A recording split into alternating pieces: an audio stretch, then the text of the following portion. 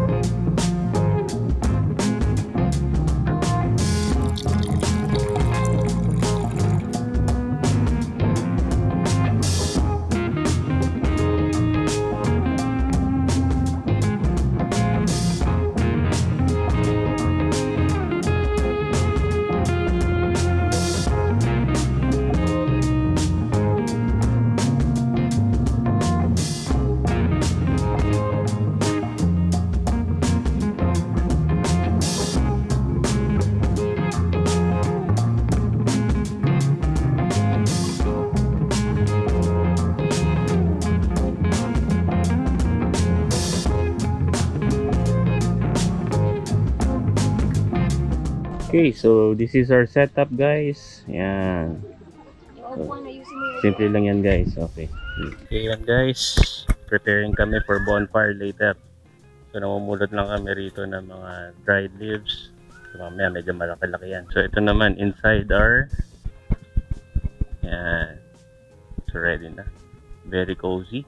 Okay, so sabi ko sa inyo magsi 6 PM yan. Diba? Nice. Yan, si Mrs. nag-setup niyan. Okay, yan. Ganda oh. Look oh. Ready na. Okay, so gabihan natin for today. Nilagang baboy. So, DM po ang ginamit natin mga karems. Sarap yan. Okay, ready na. Let's go. Malamig pala rito sa gabi. Dito sa Magallanes. Sorry, maraming kalat. Okay. So, yan po setup namin for today. Yan. So, don't mind. Yan. Yan sila. Oy. Come. Tokyo, come. Come. Yan, chillax lang. Some soft music at the background. And then some coffee, soft drinks, and chips. Yeah, so this is our setup. Look.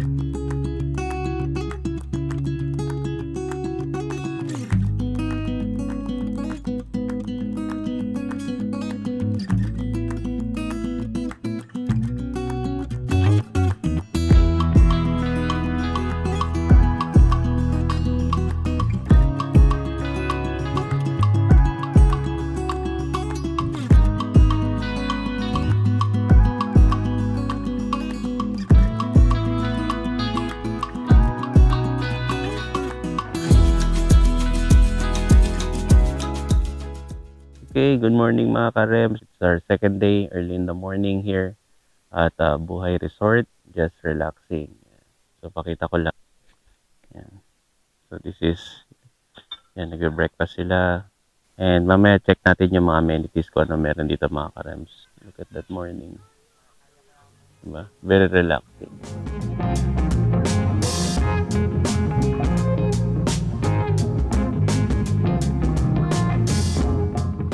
Amenities nila, meron silang volleyball court here, soccer. Okay, this is one of the amenities rito mga karem. So volleyball court sila, then meron rin football. Yan.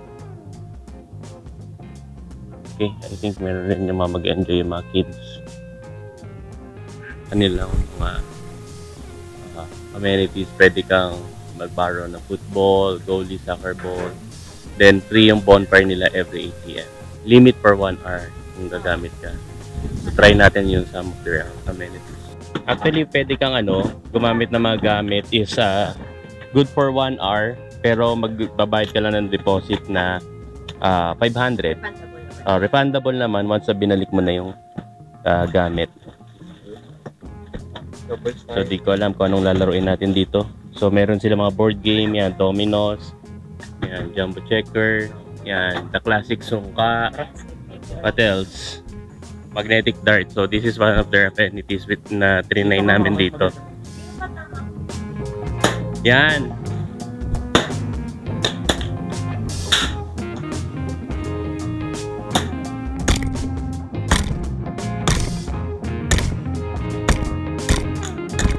Tapos amenities nila, ano tawag dyan? Horseshoe. Yan, horseshoe game. 1 amenities din. Sige, try nyo.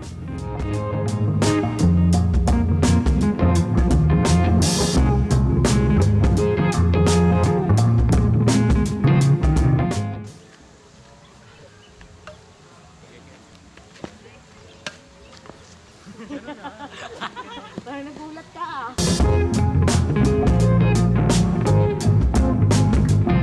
Okay, mga karem, so one of the amenities na gusto ko rin dito is yung kanilang CR. Ayan. So, ito kanilang dishwashing area. Hindi, hand washing lang yon. May separate silang dishwashing. Ayan, di ba? Lakas ng tubig. And this is the CR for men. So, meron silang multiple toilets, then multiple shower room, and then functional siya. So, ganda, di ba? So, nice one for a campsite. Okay, and then sa likod is yung kanilang yung dishwashing. Pwede magluto. Okay, so this is their way papunta dun sa river. Yan, punta kaming river. So yung papuntang river, okay naman. Meron siyang hagdanan, I think mga more than 100 steps. Tingnan natin kung ano meron sa ilog.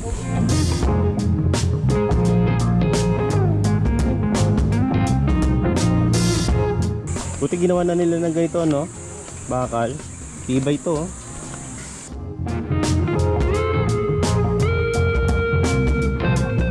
So, yung kanyang ilog.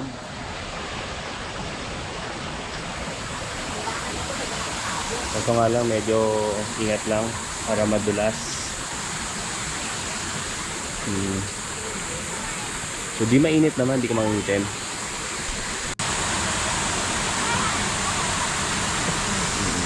Dito sa side na yun, medyo mababaw. Mayroon sa falls, sarap maligo. Kundi marami rin pupunta.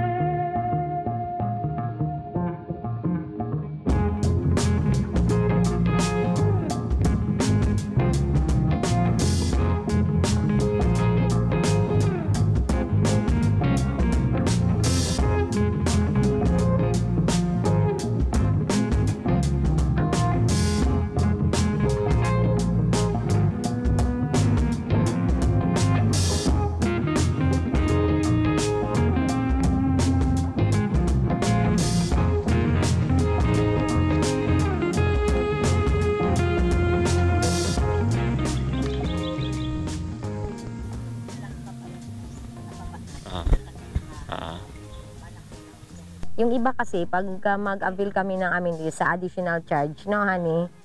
Additional charge siya. So, sa inyo, ginawa niyong free, which is good talaga. Talagang for family, no? Itong pang place na family to. talaga. Yan talaga yung, sabi niya naman, honey, Marami pa pala ritong space, no? Opo, yan po yung most desired ng mga.